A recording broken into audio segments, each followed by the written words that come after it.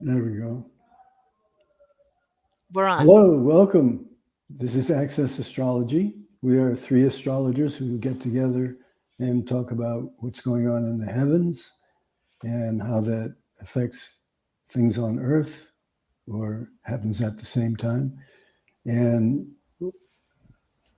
my name is Mark Waltz. I'm talking to you from New York City. Heather is talking to us from, Ronan, Montana.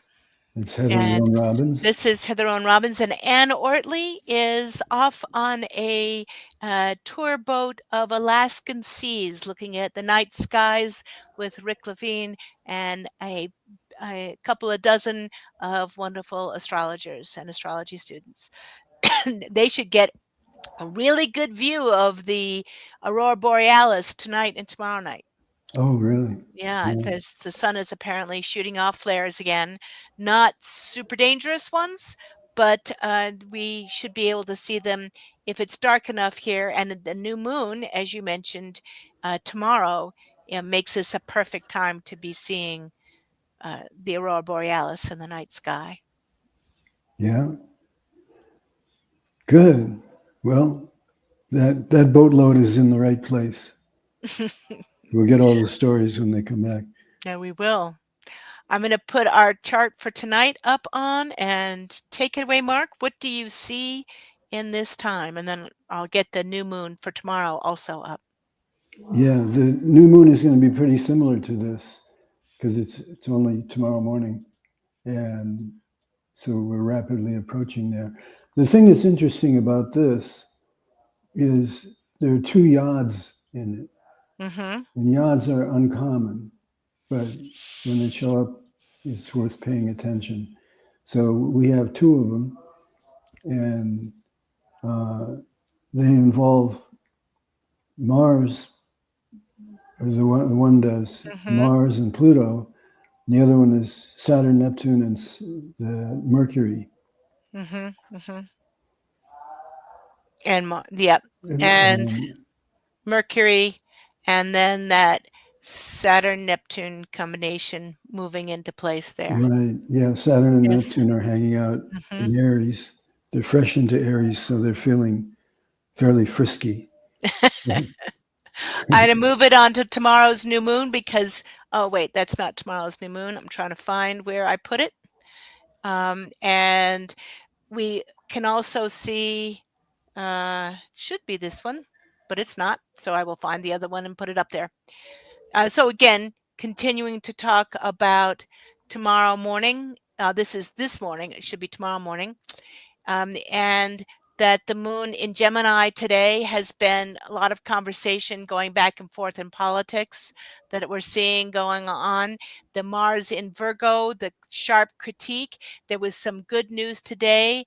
And I see, all the various ways that Saturn Neptune can conjunct. But Yeah, it's interesting that Saturn in Aries, what is stopping the Trump group at the moment is the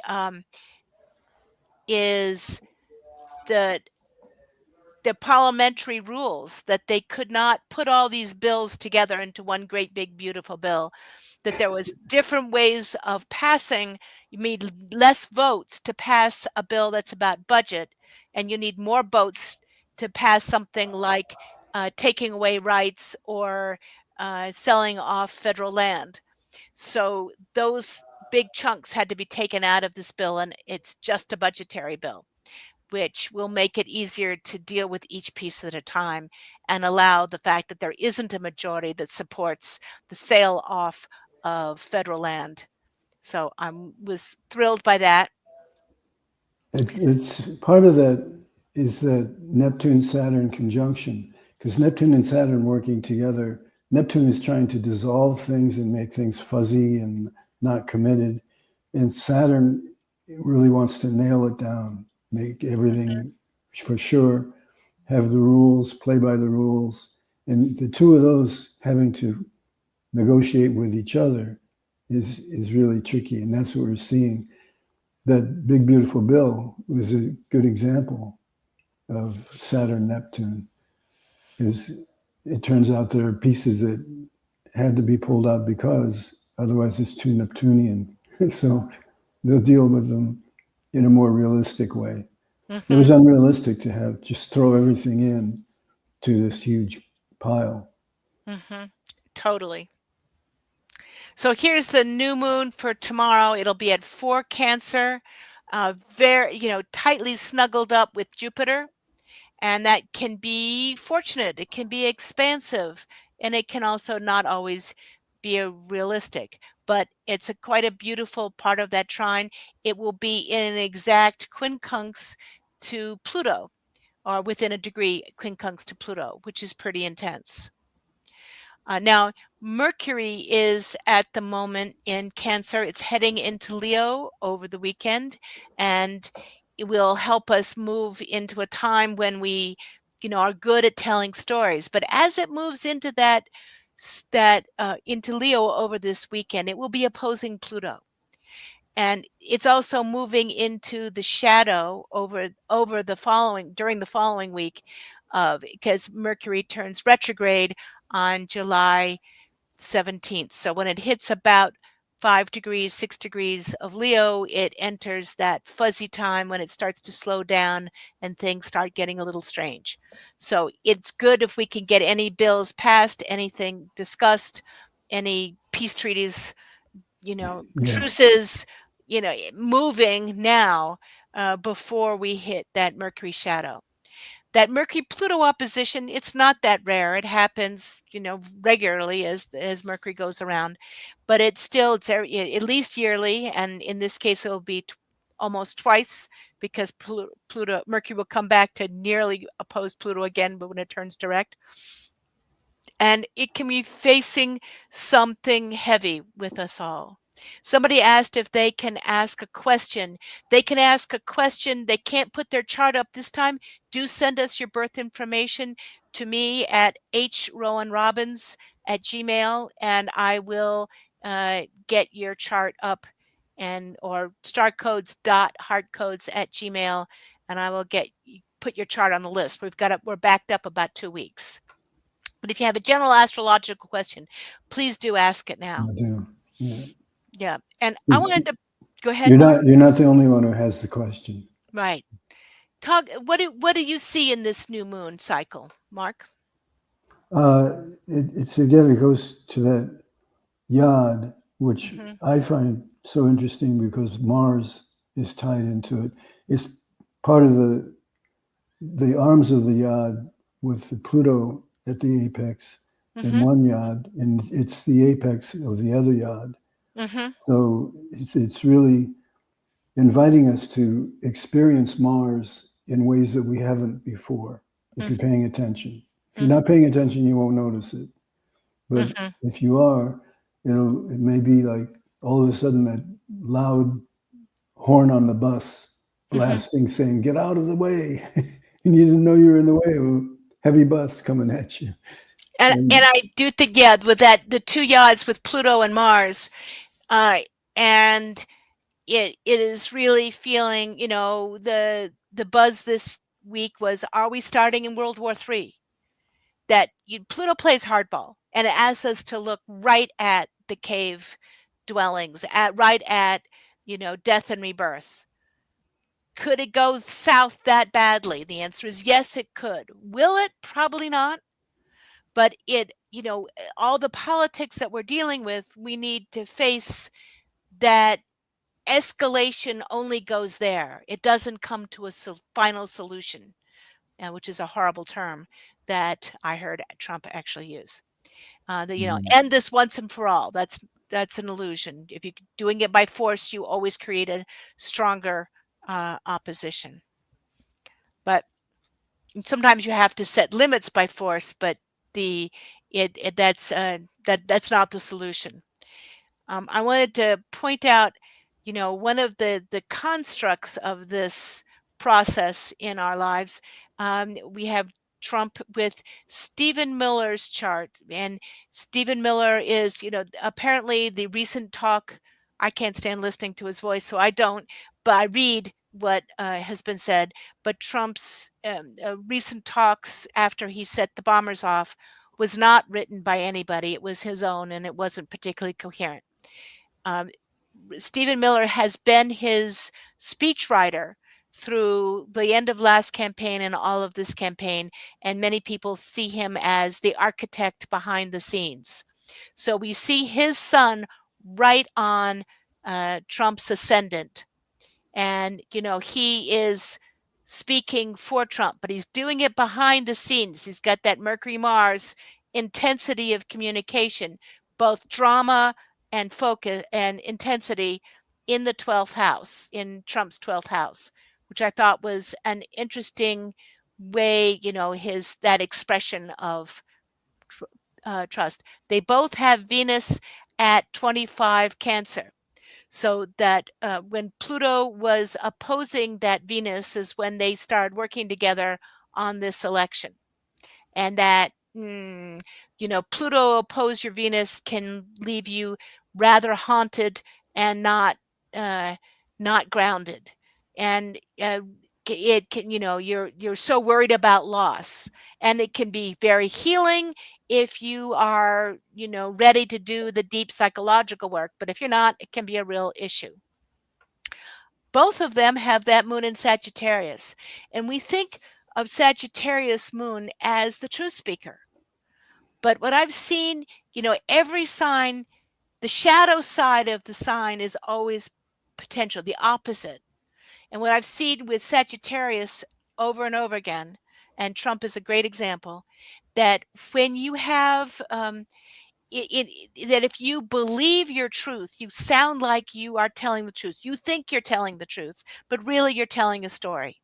Some of the kind of most outrageous liars I've seen on the news have been moon in Sagittarius or a Sagittarius sun, and that it's yeah, but so are all many people who speak truth to power, who speak up and speak directly, and make good things happen. But that we always have to watch the shadow side of any planet. Any part, and the shadow can be the danger that we need to keep an eye on and keep a watch for and notice. Along with the positive side, it helps us put things. I noticed that the Stephen Miller's moon, it's in Hmm. Sagittarius and it's 2 degrees away from Uranus in Sagittarius. And it really helps him to cook up stories. And Absolutely. it also puts me in mind of in Trump's first term, they came up with the expression alternative reality and Yes. alternative facts. Well, these are the facts, but these are the alternative facts. Right. And, you know, that, And that's, you see Trump's Mercury Neptune square, yes. and that really can play into that alternative reality, alternative facts. Like, don't bother me with reality here. Somebody asked on our questions here, do we think Trump and his handlers use astrology? I don't think they do, I don't because they think they haven't do. made great decisions that way. It's I do very, think, it would be very inconsistent. right. Reagan Yeah. did. Reagan did. And Reagan, had a chart that the sun on election day was always, I think it was his Jupiter. It kind of lit up his chart. So he would always, people would think of him fondly right before an election. I But think I think in mhm, the case of Trump, his his his ego would get in the way of using astrology or really mhm, any other advice, even going to church. Where's he going to sit and who's going to tell him something that he'll right. listen to? No, no one. He And doesn't. Hitler used astrology Yes, as and until I think he shot his astrologers when they told him he was going to lose finally, but he used them um, to time battles. yeah. And it was really working for him until America formed the American Federation of Astrologers, not because they believed in astrologers, but they wanted to know when the astrologers would be telling Hitler when to strike. And that was just one more piece that wove through this, that their first gathering was to predict timing, which was interesting. You can see the charts play out whether you whether you mean that or not. But we have a couple of people that we want to get to today. Um, we here is the first person, and I want to pull up what she had to say. This is Sarah, who, where is it? She's been working full time as a graphic designer, but doesn't feel good about that support. She's ready to leave but the job market is difficult. She's thinking about transitioning into a different form of work. They've been renovating an apartment and plan to move back to their home country. Then whether or not she can do freelance work. So we see how creative she is. We got another moon in Sagittarius, conjunct Neptune, but so her creativity is definitely part of what she is. Now, here is someone with Mercury opposed Neptune, moon in Sagittarius, some of the same elements we were just talking about in Trump's chart, but she has chosen to use her imagination, not thinking that she's doing reality and politics, not realizing she's using her imagination. That's a conscious use of the same problem. They go say your genius is found in your bad habits. And I think her imagination is definitely part of what she's got to offer here. On her tri-wheel, her progressed sun is in Cancer, and it's within 2 years, comes into her first house. Her progressed moon is in Leo in the second house. I think fixing up and flipping houses might be one of the things that she has the potential to do with that Jupiter Saturn down here in the fourth house. I'd love to see Mhm. her coming back home. Now, the Saturn Neptune will be opposing this combination over the next couple of years. So it may be a little tricky this year while Saturn's opposing that to really launch on her own. But I think if she's got a good plan to start building her business more online so that she can relocate it without losing business, and that she will be able to work from a home office and work on homes and become more visible in the next couple of years. I'd love to see her go back home to her homeland because that's where she has that Jupiter and Saturn on the fourth in the fourth house. What do you see, Mark? Uh, One of the things that's going on for her is in about 2 years, her progressed sun, it arrives at the ascendant, which Heather mentioned, and at the same time, it comes into a semi-square in her solar arcs, Mm-hmm, and that's always a big year that happens because it's a time of internal testing and evaluation of every part of you and every talent that you mm-hmm, have. What exactly can you do with it? So mm-hmm. you're getting ready for that, and I think you're going to be in really good shape to do that. You're going to feel like it empowers you, which it And does. you're going to have to feel like you're making a change. Uranus, the great cosmic clutch, is coming to conjunct your sun. Yep. And so anybody who has planets at those early degrees will feel their life in transition and transformation over the next couple of years. But that Uranus to the sun, who's changing is her, not necessarily her surroundings or her people, but the changes that are coming because she's growing. She no longer fits the job. They've always been what they've always been, but it no longer fits her because she's growing. And to enjoy that and to not to be to be settled enough to do this in a good and sane way, she needs to feel like yes, the changes are moving forward. They are happening. Now, how do I do that sanely and rationally and thoughtfully? Yeah, and it's important for you to know that you don't need a boss. You don't do well with a boss. So, be on your own. You're unique and creative, and you want to bring that out. Hmm. What you might do, think what brings you warmth Hmm. and move toward that. If you get an offer from somebody, ask yourself, does it make me feel warm? If it does, that's a good sign. If it Hmm. doesn't, that's a different sign. That's beautiful. That's a nice way of putting it. So I'm going to move on to the next one. And this is someone who was born in Pasadena. September 27th. I lost the name, so we just have it down as born in Pasadena. But I have some of the story. They say Neptune is opposing her sun for the next couple of years. Her husband has recently decided that he wants to separate, as they've been, which is sort of a surprise to her husband of 37 years, because they've been so close. Now, it's interesting. Right now, that Saturn Neptune conjunction that we're having, I'm going to put up that triwheel. That Saturn Neptune conjunction that we're having uh, happens once every 37 years. So they got together under a Saturn Neptune, and it's been one Saturn Neptune cycle, only that wasn't in Aries, this one. Um, After not working for the past 5 years to do a challenge and a fibromyalgia diagnosis, she needs a new career. She's studying art classes and considering applying to graduate school in ceramics or pursuing a real estate license. Very different.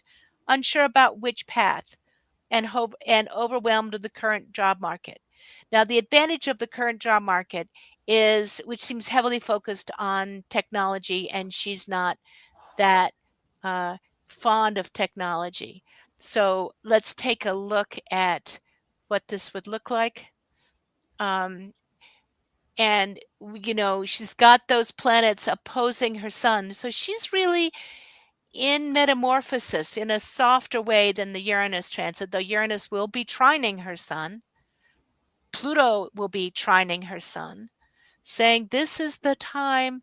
This may be a really healthy step in your psychological growth, as those two planets trine your sun, and you try to figure out who you are, not who you are to fit another person, but who you are on your own.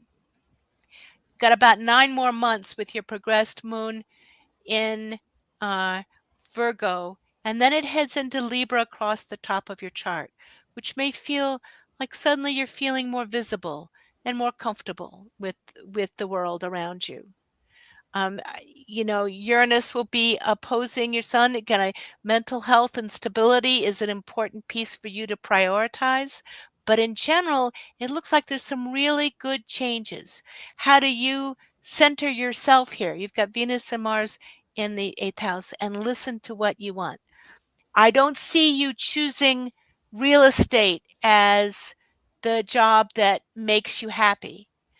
Working on fixing up homes and selling them, maybe, but the real estate business is sort of wheeling and dealing. You're good at talking to people about it. You're good at healing it, but it would, you'd need, if you worked with a partner who could help you with the tech end, you might be wonderful. But you've got that south node on the ascendant, and that can lack confidence. No one else sees it, so they don't know that you could use some reassurance, but you may feel like, you're not quite as strong as you'd like to be.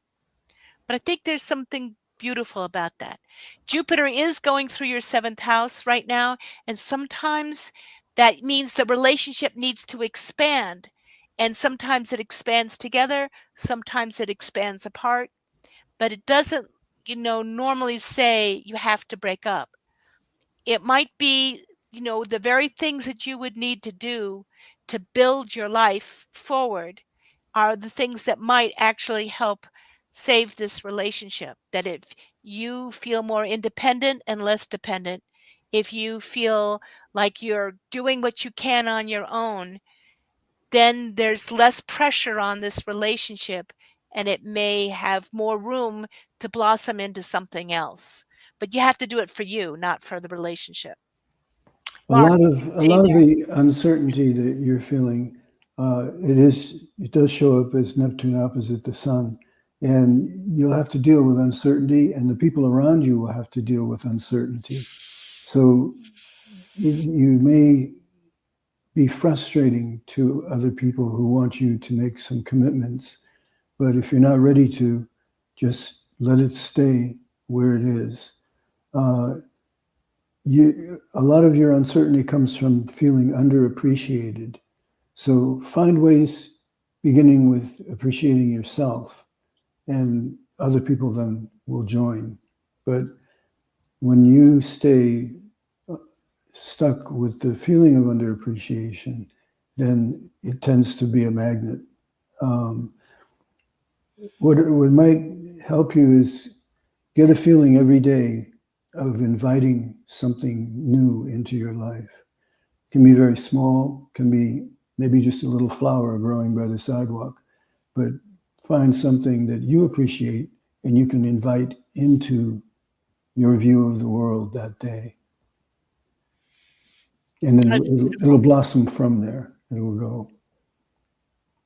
And your progressed moon going across the top of the chart talks about reaching out and creating, putting into place the work of your next 30-year cycle. So this is a really good time to be redefining yourself out there, and what can you do in a way that works for you, that feels creative, that encourages other people's creativity. That being an art teacher or someone who is working with other people in their crafts with Venus and Mars in the eighth house. It's, you're working with other people's creativity as well as your own. Yeah. But I would say lean into the creative process, into the ceramics. You do well in school, as you asked about going back to graduate school.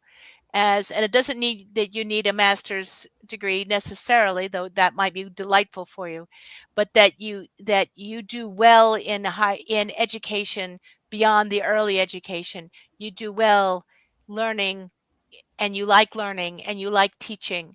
That's a strong house for you. So, yes, go back, do that, which is Good. powerful. So I'm going to stop here. We've got a few more charts that I wanted to look at, but I think I want to make sure that we have time to close with a meditation. Mark, I'm going to put our chart back and to the new moon tomorrow in Cancer, and to the Sun Jupiter conjunction today, which seem to be liberating us from some heavy burdens politically, and can give us hope in a week when we really needed it. But what would you like to, what meditation, what do you think people should hold that? I'd like to, I talked about it early on. Think about these two yods with Mars and Pluto featuring so heavily in them. So it gives us a moment to look and see how we use Pluto and Mars in our own lives. So you can sit in a chair or stand up, feel your feet grounded, take a breath in, exhale slowly, take another breath in, and then bring your arms like this, elbows bent, palms facing forward. Think about your chart where Pluto and Mars are and any aspects between them or common aspects to a third party, and think, how do I use Mars and Pluto together? Then swing your arms around front, forearms together, and press as hard as you can into them, and feel that this is like Pluto and Mars dealing with each other. Hmm. They each have a push to bring into it, and it's part of you. Push harder. Okay, then open your arms, open your hands and close them, and take a bigger breath in, and you're ready for the week. Thank you, Mark. That was really beautiful. Next week, Anne Ortley will be back with us, and we will take it on from here after getting the report from the Starry North. Yes. If anybody wants to send in we're backed up a few weeks, but we'll put you on the list, starcodes.heartcodes@gmail.com. And Mark, and if you want to reach me for reading, you can go to my website or to that email address. Mark, how can they reach you if they're interested in working with you? It's MARKWOLZ at dharmarising.com. DHARMARISING.com. Wonderful. And thank you so much. And we hope you all will have a wonderful week. Enjoy your new moon tomorrow. Let it birth and nurture something wonderful in your life. Take care. Okay, thanks for tuning in.